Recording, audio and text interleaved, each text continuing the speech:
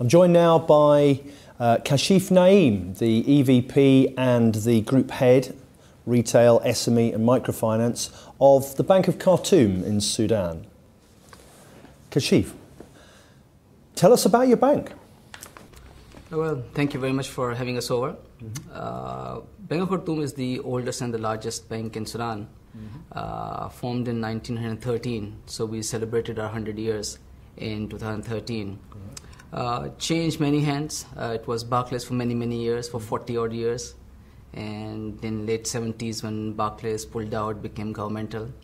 And in 2006, consortium of banks from UAE, GCC, Middle East basically, they took over the bank with Dubai Islamic Bank, which is the largest Islamic bank from UAE, became the major shareholder.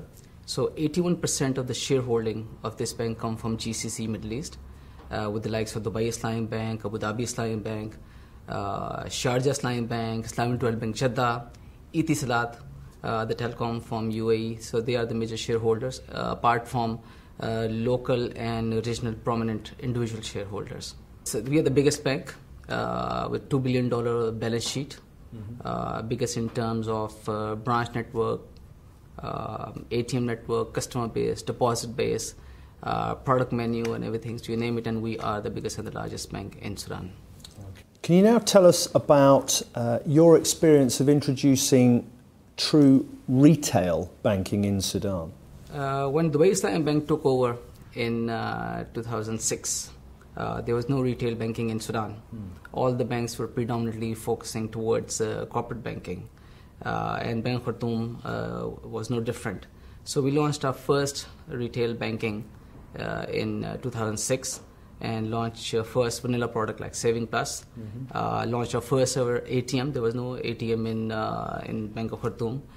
Most of the banks, they were offering financing like auto finance, home finance, but on a case-to-case basis, no structured offering. So we came with the first time like auto finance for 6 years, home finance for 15 years. We became truly retail focused, and like 8 years later, we have a full product menu. We offer auto finance, home finance, education finance, durable finance, wedding finance, and the largest branch network, largest deposit base, largest customer base, largest ATM network. So we are quite aggressive, and we are the biggest retail bank in Sudan. And even in Central Bank of Sudan, retail segment, retail banking department was made after we launched retail banking in Sudan. Now, the Bank of Khartoum prides itself on being the first bank in Sudan to introduce mobile money. What made you take this initiative? Well, mobile money is spreading fast globally, and most importantly in Africa. There are 246 deployments across the world of mobile money, and Africa contributes about 60%. We are the latest entrant. We are the first bank to introduce mobile money. And we studied a model of M-Pesa, which is right in our neighborhood in Kenya.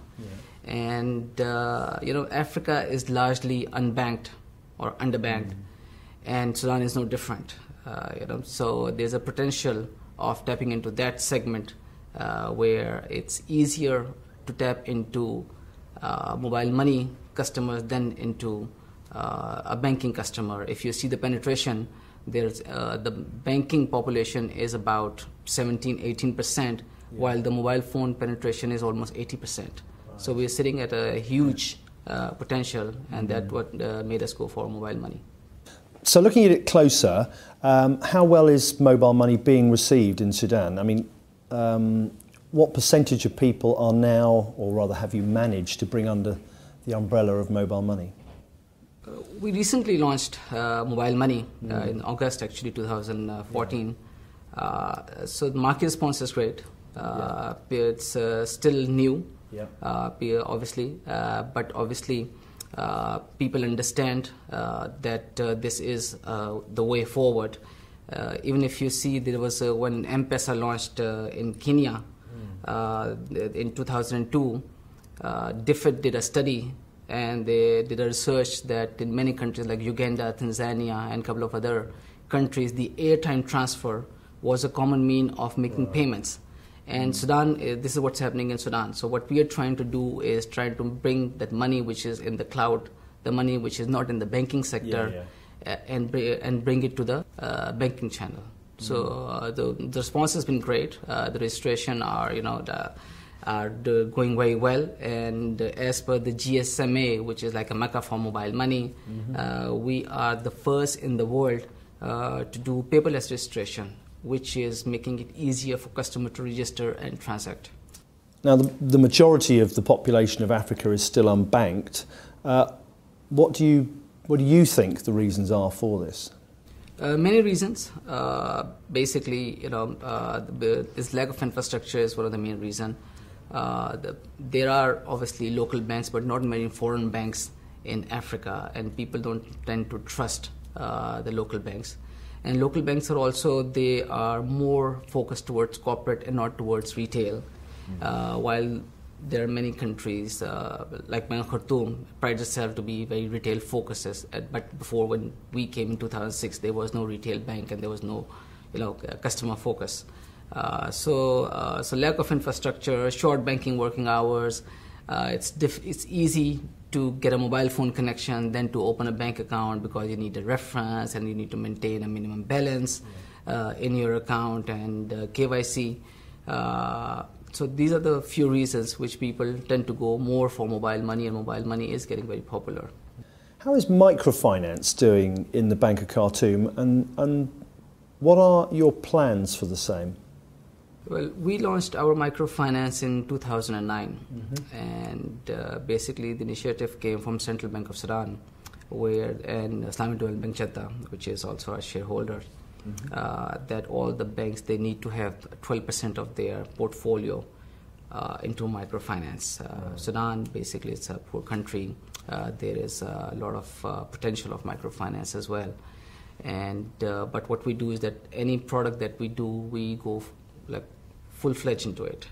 So in 2009, when we introduced microfinance, there was a fund called Al-Aman Fund, which was basically 200 million SDG, which is equivalent to about $60 million fund, which was which 29 banks contributed, and 50 million came from Zakah, and it was given us as a bank to lead it. So to cut the long story short, we've done many products of international recognition. We are well recognized for our microfinance. Most recently, we won an award which was a challenge by Thomson Reuters and Abu Dhabi Islamic Bank, which was Ethical Finance Innovation Challenge Award. And there were over 200 submissions from all over the world, including USA, UK, Egypt, Pakistan, and many other countries. And we were selected as top 5. We did a presentation to the advisory board, consider the top scholars and the CEOs and of Thomson Reuters and Abu Dhabi Islamic Bank. And on the final night, very recently, on 29th of October, we were given, we declared as a winner. So microfinance, it's a huge focus. What we do is that obviously we do microfinance for individuals, but we focus more towards group lending or towards projects basically. And whatever projects that we do, our technical support and supervision is there throughout, because if we are giving money, we need to make sure we get our money back as well. So we provide end-to-end solution. Like we had this project called Abu Halima, which is a greenhouse project. And basically what we did is that we made sure that we gave technical support. We hired a consultant from Turkey, a doctor who's in the field of agriculture. And then when the crops were ready, we even connected these farmers to the market. So they had it's not that when you have a product ready, we created the suppliers so they can sell it to them as well. So we provide end-to-end solution, and that's why it's working very successfully. Obviously you provide Islamic financial products. Can you give us a little bit more information about this? Well, something unique about Sudan, that it's 100% Islamic banking in Sudan. Really? Sudan is the second country in the world after Iran, which is 100% Islamic. and first in Africa. And Libya is working on switching to 100% Islamic. So all the products that we offer in Sudan are 100% Sharia compliant. The central bank runs on Islamic principles, and all the banks are 100% Sharia compliant. Going forward, what are your plans for the next 5 years? We continue to be more aggressive, in retail. We just launched our first ever mobile money in Sudan.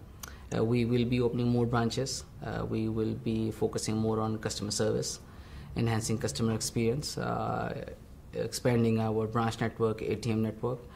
And we are also, apart from expanding locally, we are also looking at regionally and internationally.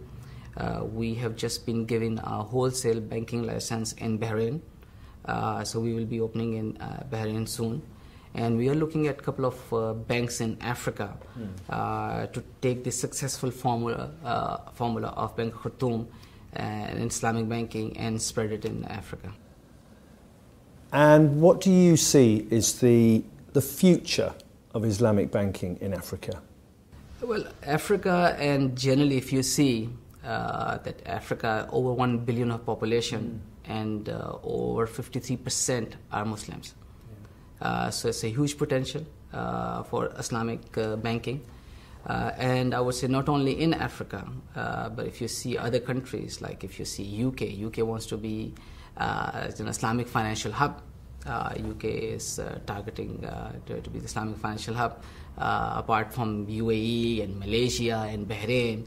And Islamic financing is even getting popular in the non-Islamic countries because it's more customer friendly, and more and more banks and more customers are demanding Islamic products, and that's why UK is also targeting this Islamic finance, and they're trying to be Islamic finance hub in the region. Only a certain amount of time, isn't it? Yeah, okay. Thank you very much indeed. Congratulations on the awards that you've won. Thank you very much. Kashif, thank you for spending time with us. Pleasure. Thank you. Thank you.